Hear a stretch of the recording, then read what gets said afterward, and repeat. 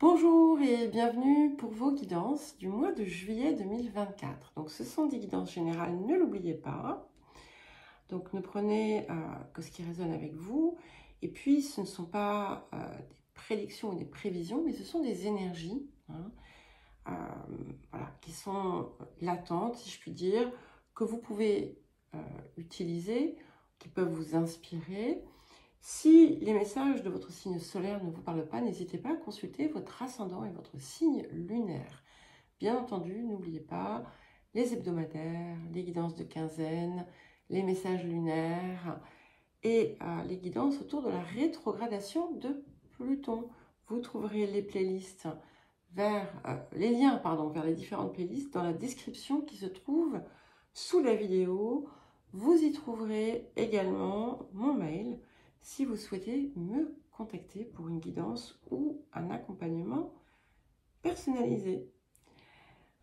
Alors les Sagittaires, c'est à vous pour votre guidance donc du mois de juillet 2024.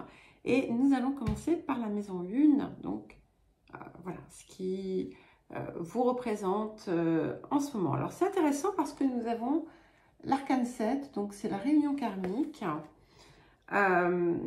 Et ici, il y a une idée de timing, de moment parfait, de se retrouver à un carrefour important.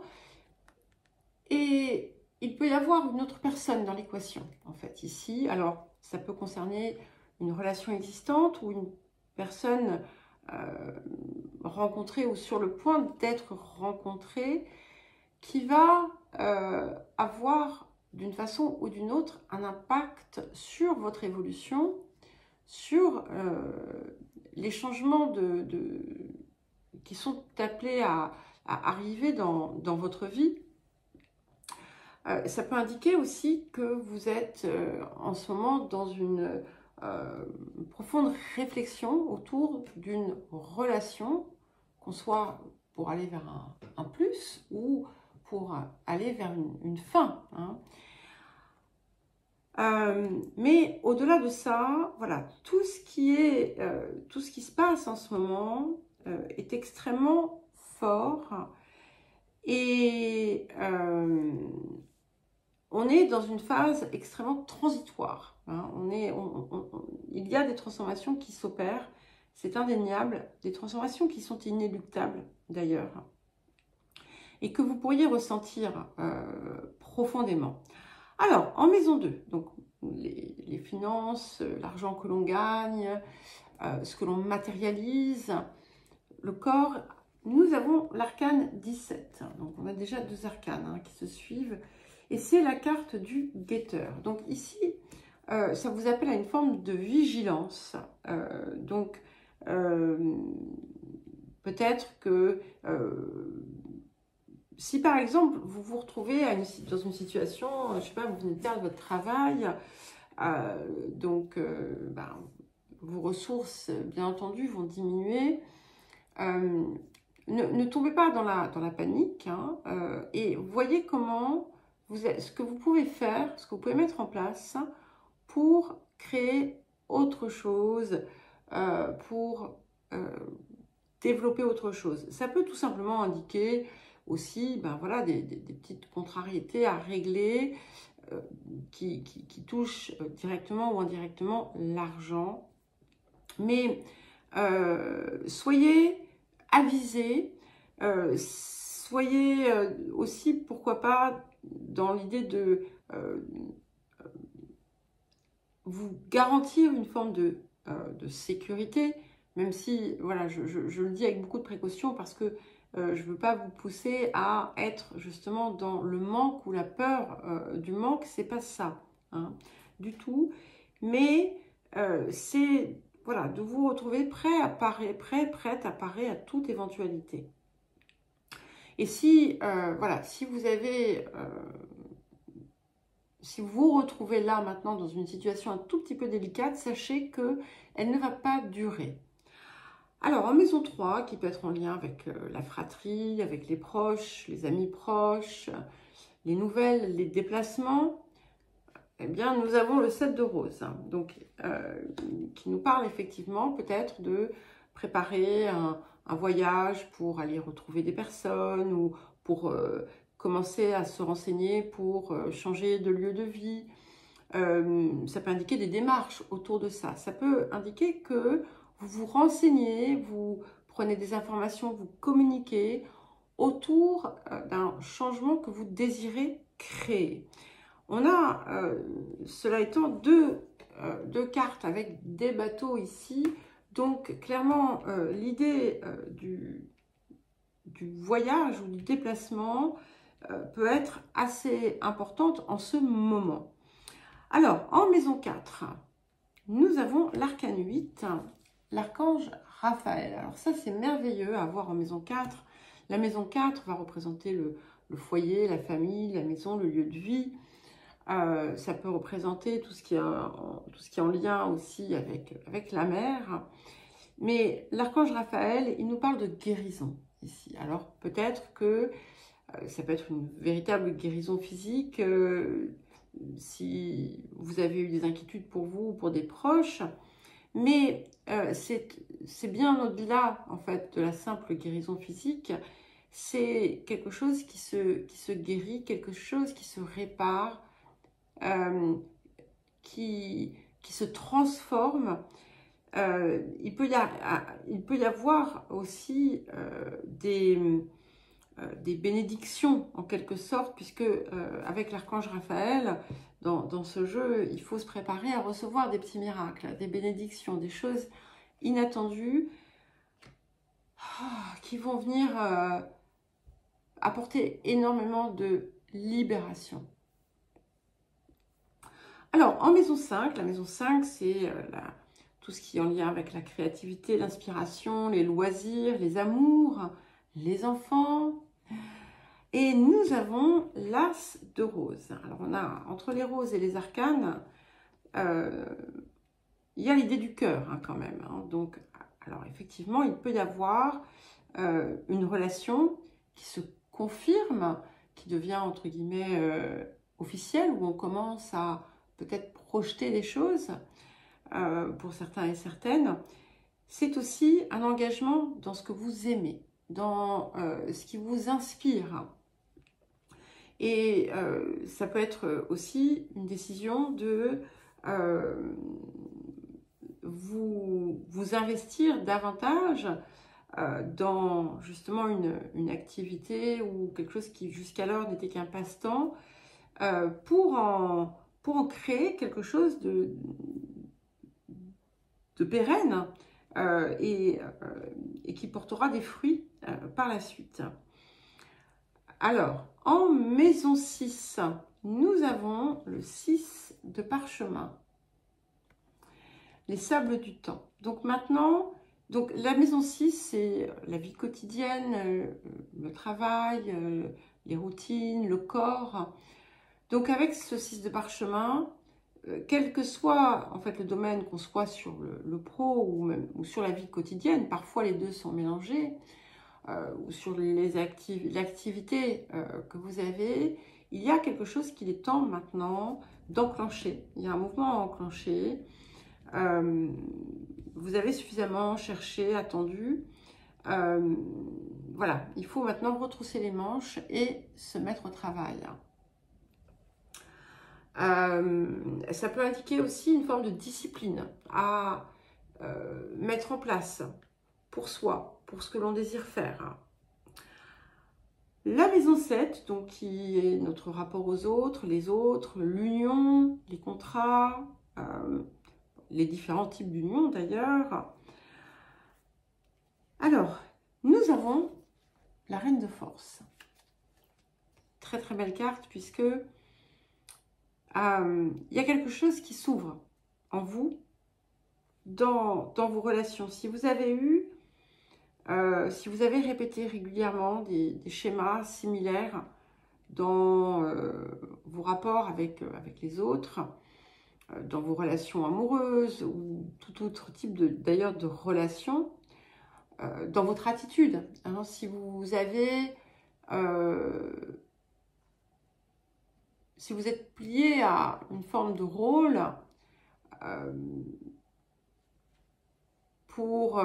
parce que c'était plus simple.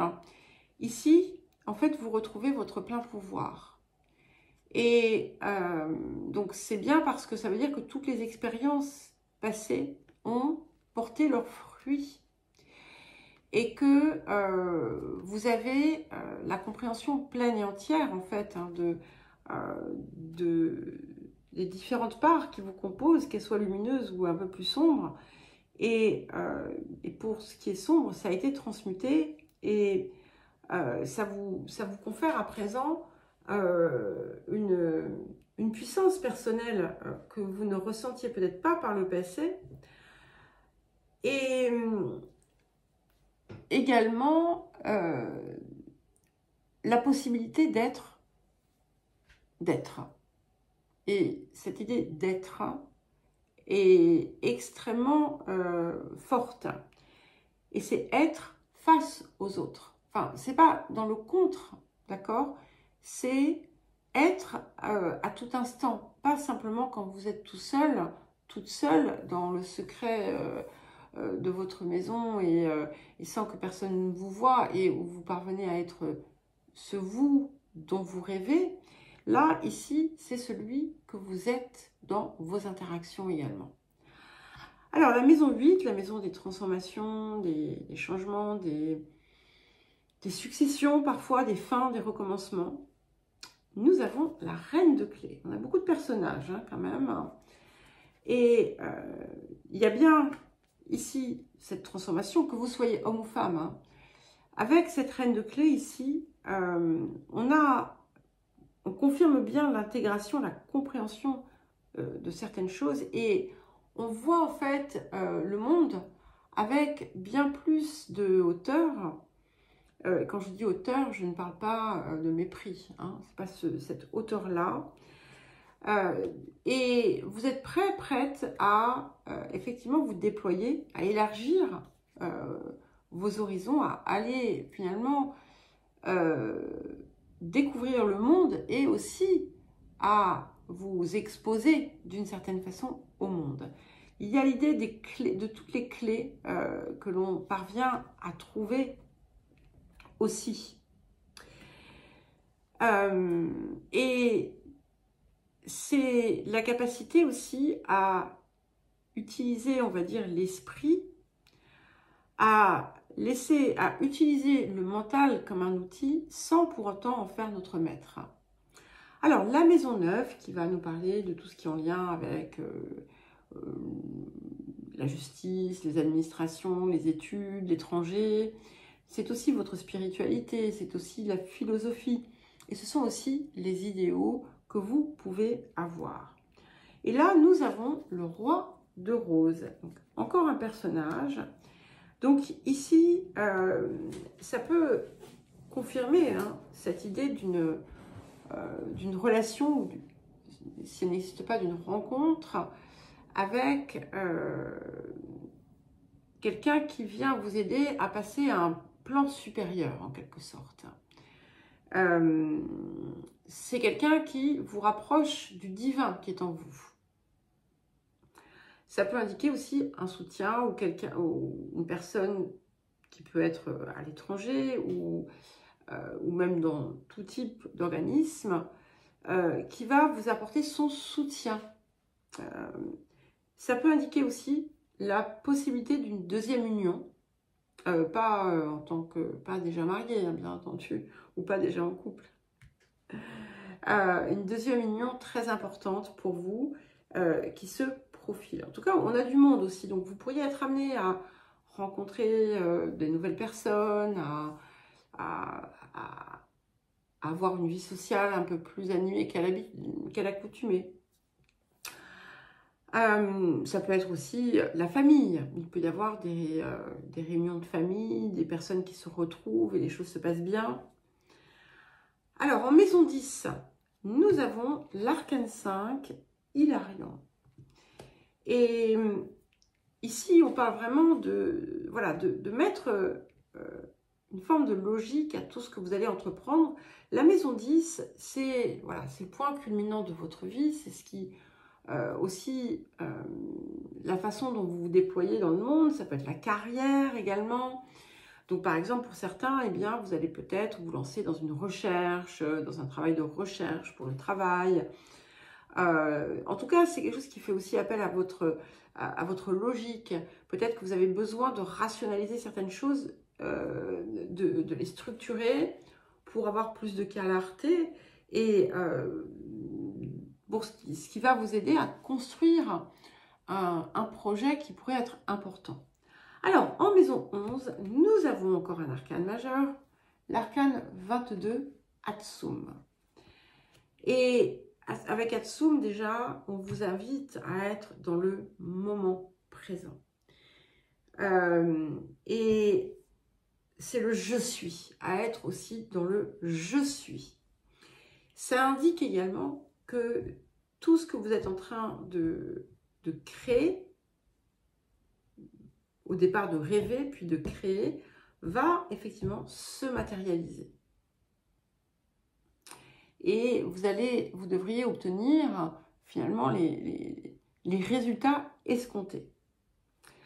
Alors, qu'est-ce que nous avons pour terminer? En maison 12, encore un personnage. Donc, nous avons la reine de parchemin.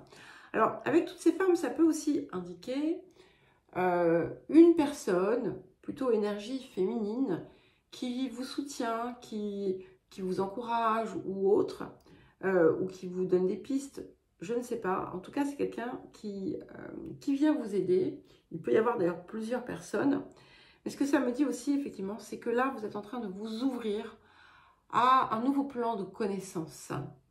Et alors, pour certains et certaines, vous pourriez être préoccupé par une femme. Mais voilà, ça sera une minorité. Hein.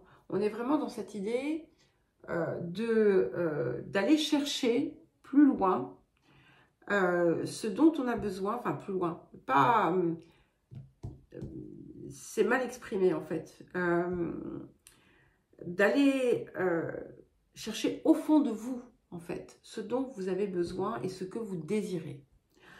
Voilà les Sagittaires, je vous souhaite un très beau mois de juillet, je vous embrasse et je vous dis à très vite.